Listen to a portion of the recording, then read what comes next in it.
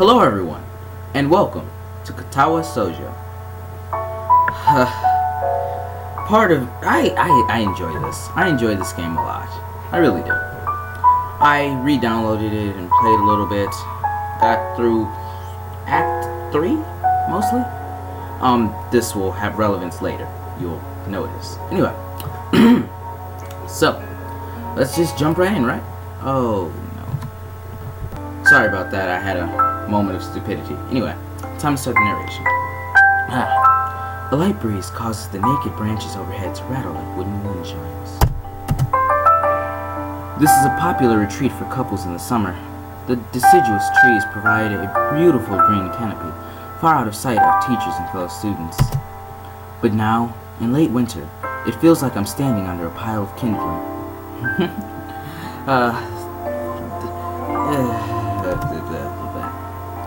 I breathe into my cupped hands and rub them together furiously to prevent them from numbing in this cold. Just how long am I expected to wait out here anyway?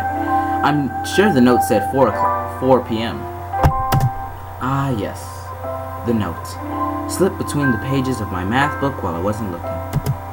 As far as cliches go, I'm more a fan of the letter in the locker, but at least this way shows a bit of initiative.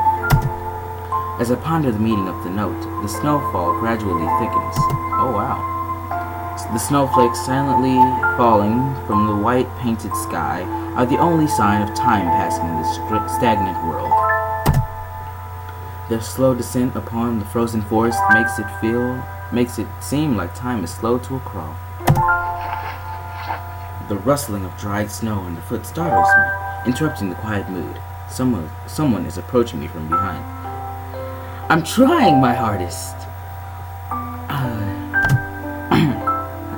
Hasao? You came. I could have done that better. It's really sad. A hesitating, barely audible question. However, I recognize the owner of that dainty voice instantly. I feel my heart skip a beat. It's a voice I've listened to hundreds of times, but never as more than an eavesdropper to a conversation. I turn to face this voice, the voice of my dreams, and my heart begins to race. Oh, finally. Conflict resolution already? Interesting. Oh, she looks nice. Oh, come on, man. Okay. I'm gonna butcher her name. Owanaka? Yeah, let's go with that. I got a note telling me to wait here. It was yours? Damn it. I spent all afternoon trying to come up with a good line, and that was the result. That was pretty pathetic. Yes, I asked a friend to give you that note. I'm so glad you got it. A shy, joyous smile that makes me so tense I couldn't move a single muscle if I could try. What was that? My heart is pounding now, as if it was trying to burst from my chin and claim this girl for itself. Out of my chest. Why did I read that as chin? Oh, this is gonna be fun.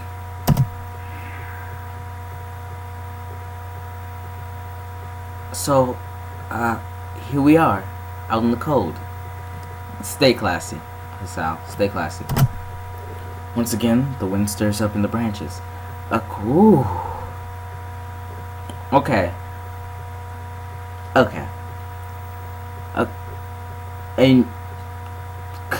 Whatever. Noise is music to my ears. Oh, wow.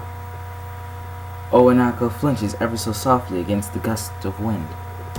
Come on, you all would have had difficulties with that word. Don't tell me you knew that word and knew how to pronounce it immediately.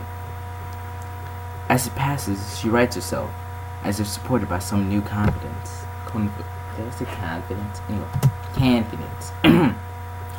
Her eyes lock with mine, and she lazily twirls her long, dark hair around her finger. Okay, so I will admit, that is kind of attractive. All the while, the anxious beating of my heart grows louder. That might be a heart problem. You should get that checked out. My throat is tight. I doubt I could even force a word out if I tried. Okay. What? Okay. You see, Did the screen just go red a little bit there? I wanted to know, if you'd go out with me. I stand there, motionless, save for my pounding heart. Say it! Yes! You idiot! This is not the time for you to be elaborating. I want to say something in reply, but my vocal cords feel like they've been stretched beyond the breaking point. Are you ill? Hasao? I reach up and try to massage my throat, but I only sense spikes of blinding pain along my arms. Hasao! My whole body freezes, save for my eyes, which shoot open in terror. Oh God. He might actually have a condition. Hasao! The beating in my chest suddenly stops, and I go weak in the knees. The world around me, the canopy of bare branches, the dull winter sky, Onaka running towards me, all these fade to black. The last things I remember before slipping away are the sounds of Onaka screaming for help and the incessant chatter of the branches above. Well, I think he just died. That's probably not a good thing. Sorry.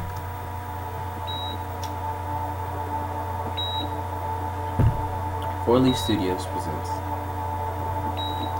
Katawa Shoujo. Is anyone like?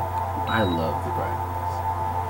I love the way they have. I love the art design in this game. Just look at that. It's so beautiful. I'm not reading these. I probably shouldn't. I probably should. I'm not going to, you guys. If you found this video, I'm assuming you have the ability of sight. Beyond sight. Sight beyond sight. Grant me sight beyond sight. Is that copyright? That's not copyright. Anyway. That looks like a... Okay. So, medical supplies, I guess. Yeah, syringes and stuff like that. And bandages. Why would he need bandages? It's a heart problem,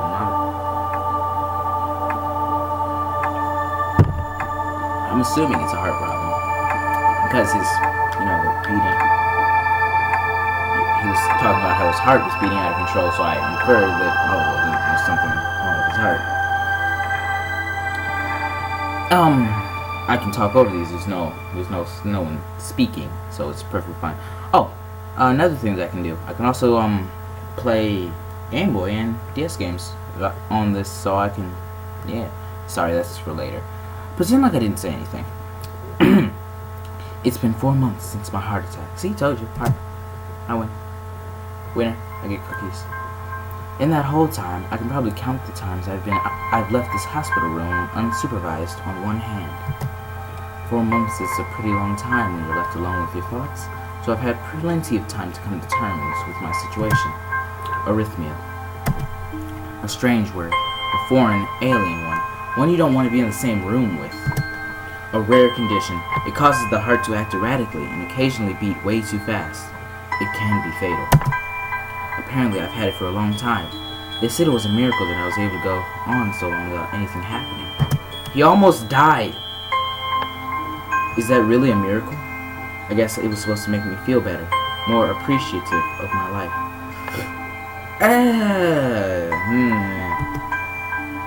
It really didn't do anything to cheer me up. Makes sense. My parents, I think, were hit harder by the news than I was. They practically had 2 hemorrhages apiece. That's impressive.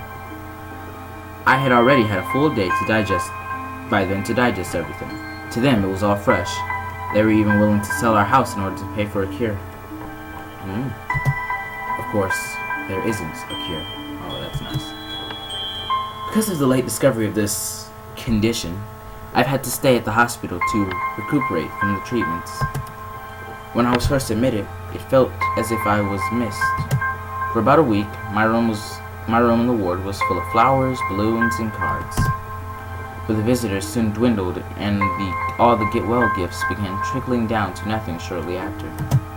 I realized the only reason I'd gotten so many cards and flowers was because sending me their sympathy had been turned into a class project. Oh, that sucks. I hate when that happens. Maybe some people were genuinely concerned, but I doubt it. Even in the beginning, I barely had visitors. By the end of the first month, only my parents came by on a regular basis. Onaka was the last to stop visiting. After 6 weeks, I never saw her again.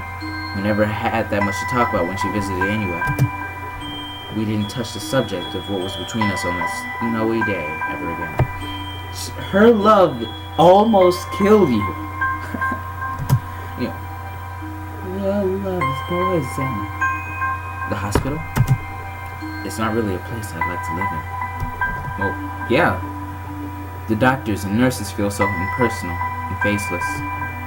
I guess it's because they're in a hurry and they have a million other patients waiting for them, but it makes me feel uncomfortable. For the first month or so, I asked the head cardiologist every time I saw him for a rough estimate of when I'd be able to leave. I'm glad I knew what cardiologist was. Anyway, it's a heart doctor, by the way. He never answered anything in a straightforward way, but told me to wait and see if the treatments and surgeries worked. What? So I idly observed the scar that those surgeries had left on my chest slowly change its appearance over time, thinking of it as some kind of omen. I still ask the head cardiologist about leaving, but my expectations are low enough now that I'm not disappointed anymore when I don't get a reply. The way he shuffles around the answer shows that there is at least some hope. At some point, I stopped watching TV. I don't know why, I just did. Maybe it was the wrong kind of escapism for my situation. I started reading instead. There we go. Books! Books for life! There was a small library at the hospital. Although it was more like a storeroom for books, I began working my way through it, one small stack at a time. After consuming them, I would go back for more. I found that I liked reading, and I think I even became a bit addicted. I started feeling naked without a book in my hand. Impressive. But I loved the stories. That was what my life was like. The days became increasingly harder to distinguish from each other, differing only by the book I was reading and the weather outside. It felt like time blurred into some kind of gooey mass, and I was trapped inside, instead of moving within. A week could go by without me really noticing it. Sometimes I'd pause in realization that I don't know what day of the week it was, but other times, all the things around me would painfully crash into my consciousness through the barrier of nonchalance I'd set up for myself. The pages of my book would start to feel sharp and burning hot, and the heaviness in my chest would become so hard to bear that I had to put the book aside and just lay down for a while, looking at the ceiling as if I was going to cry. But that happened only rarely, and I couldn't even cry.